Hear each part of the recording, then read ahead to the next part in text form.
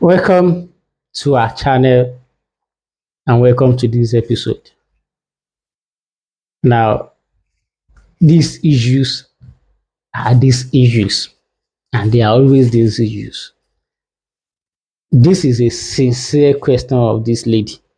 I think it's VeryDarkMan that is trying to listen to her, trying to hear her sincerely ask questions about how redeemed pastors are majorly in terms of affairs of a whole lot of important places in this country, and how she was thinking there is nothing particular, their impact is being felt like okay.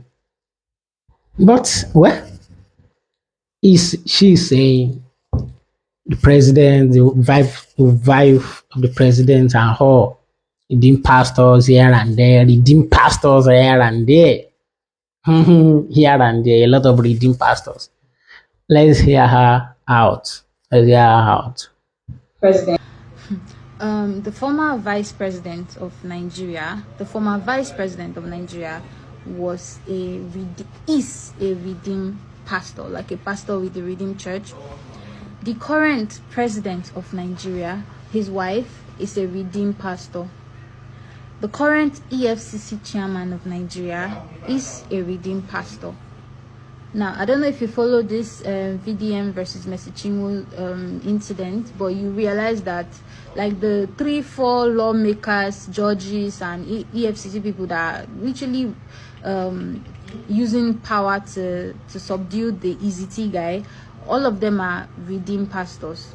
Now, we have this picture of, hold on, let me show you the picture. So I wanted to put the picture with this video, but technically there's no need, because if you just go on your Google and search Tinubu and Adeboye, you will see countless pictures of them together, both with the wife who is a pastor, both pictures from years ago with Fashola and all of that. Let's say Fashola, sorry, what was his name? The former president of Lagos State, right? Anyways, so this man, Adeboye, right, who is supposedly the head of pastor, like the most influential pastor in Nigeria, I feel like this man really shouldn't come out and say we should fast for anything, because he is literally somehow in the center of the different powers that have come and gone, and he's telling me he has no influence over them, but he has influence over us, in the sense that there's this video that was trending recently. A woman, when we were doing the End Bad Governance last year, this woman, she was hawking drinks on her head, and when they stopped her, they were interviewing her, she spoke very well. So people, they were questioning her. She's like, she can't even take care of her kid. What was enough to get breakfast for her and her child is no longer enough. But because she spoke so well, they probed more and they asked her more questions, and she's like, yeah, she was working in a big school or something, but the administration changed hands and the new people that came, in her words, the woman fired everyone and brought in her people. Now, when I heard that, I was like, what is her people? Is it like her tribal people or her state people? But anyways, as she kept going, she now said, yeah, like the woman is a redeemed pastor, and when she fired everyone, the replacements she brought were all like part of the redeemed church. When you see things here and here and here, you gotta piece them together and understand, because most people, they don't even understand that the world is so much deeper than they think, and not everything. I don't really believe in coincidences, especially when they happen one too many times. Adeboye has so much power in politics. He's literally a very political person. When Goodluck Jonathan was in power, he was one of the people that spearheaded the protest against Goodluck. The same Goodluck that said the USAID with the Obamas, they literally removed him from office and put in whoever they wanted. So like there were a lot of forces against Goodluck Jonathan, maybe because he wasn't doing their bidding or whatever. I'm not saying he was a good president, but during that Goodluck time, when everyone, they were allegedly, Obama through USAID started bringing in Boko Haram, Adeboye led a protest against Goodluck Jonathan. So tell me why he's now old buddy, old friend, wife being a pastor in his church, is now the president, and things are this bad, and this man cannot even say anything to criticize, but he's telling us to fast for 100 days, or at least not us. So he's telling his people to fast for 100 days. And I'm like, you have this much power.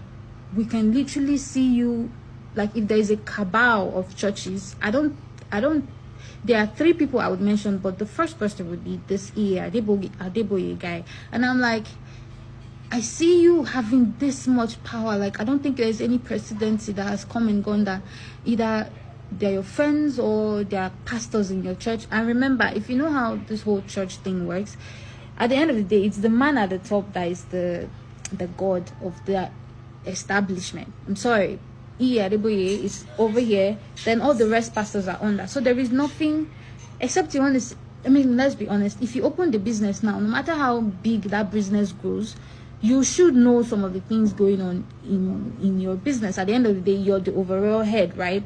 So I feel like this man knows and has control and power of so much to just be a bystander, to just act like he doesn't.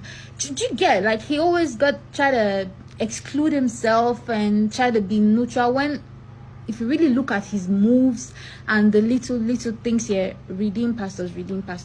So if you search Google right now and you search redeem pastor this, you will see, oh, redeem pastor raped a 10-year-old girl, redeem pastor killed his wife, redeem pastor slept with married. So the reason for that is because redeem is like what do they call it? You know how Mr. Biggs, there's Mr. Biggs here, Mr. Biggs here, so it's called like a franchise. They don't really vet their pastors. Allegedly, from what an ex-redeem pastor say, if you have money, they just tell you, okay, set up a church, take our logo. So that's basically like a business franchise. They don't vet the pastors. That's why today redeem pastor did this, tomorrow redeem pastors did this, because at the end of the day, it's just like a one man's business. I will give you my logo as redeem, put it in your church, but at the end of the month, you gotta bring money to the headquarters, who at the end of the day bring money to me over there. So if you really look at it, there's like too many moves about this whole redeem church, not just redeem church now, but like a whole lot of things that Nigerians, we really, as much as we're holding political people involved, we really have to understand that these religious leaders at the end of the day are just men, and smart men at that, very smart, smarter than you. That is why some people would still bash and whatever, but if you really look at it with your inner eyes, you realize there's so many forces going on in Nigeria. It's not just political people now. There's so many people that don't want Nigeria to be better at the end of the day, because if Nigeria is better, you probably would not need them to pray for you to get that job or to live healthy. So many things would shut down if Nigeria was a good country and people were, actually being taken care of by the government as other countries are. So at the end of the day, we should really just be using our eyes to be looking at all those people one by one. Then we really know the problem or the problems we have in Nigeria. Peace out. Yeah, this is our home point. And I think I think I saw this video, it was VeryDarkMan listening to her here. But we are back to my own point. You know, we are humans. Our politicians are human first. You can say they are redeemed. They are supposed to be religious. I've given religion to the whatever. I don't care whether you are Muslim, you are Christian, you are Babalawos, you are humans first. She's not saying she's okay. She's believing that our politicians are not doing anything right, right? And this thing, she's thinking that as a pastor and as somebody who thinks, or maybe Pastor Adeboye doesn't see anything bad in what is going on in government. Yes, the government is moving fine. Everything is good. The roads to churches are fine. Tithes are coming in. People are hitting or not hitting. Nothing's dropping in tithes.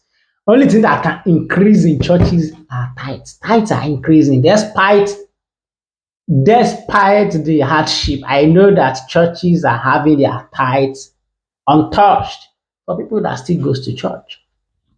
And so that's it.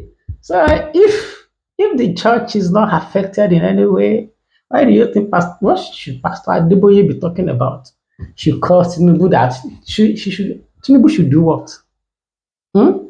He said you are not doing it well. No, the government is moving fine. Abi is not moving fine. Oh no. Let's know your comments. What do you think?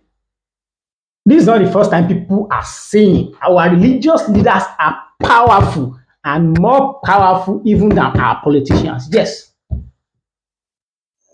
Pastor Adeboye have been there, have been redeems number one. Redeems is one of the most, if not in Africa, in Nigeria, the most populous denomination body.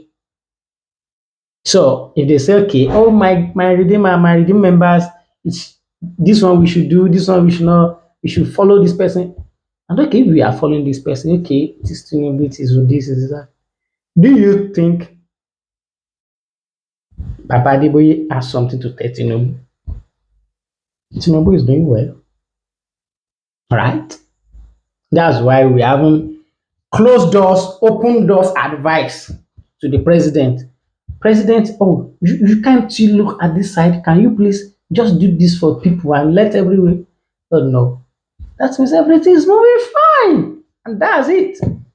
Let us know in the comment section. Everything is moving fine. That's why we have not seen any advice from any quarters. And mind you, it's not only Baba Adeboye now. Pastor Kumo is also there. Bishop Oyedepo is there. Everybody's there. Business is moving on as usual. Nigeria is fine. So we are not having any advice from anyone. Tell us in the comment section. Everything is good. Tell us in the comment section.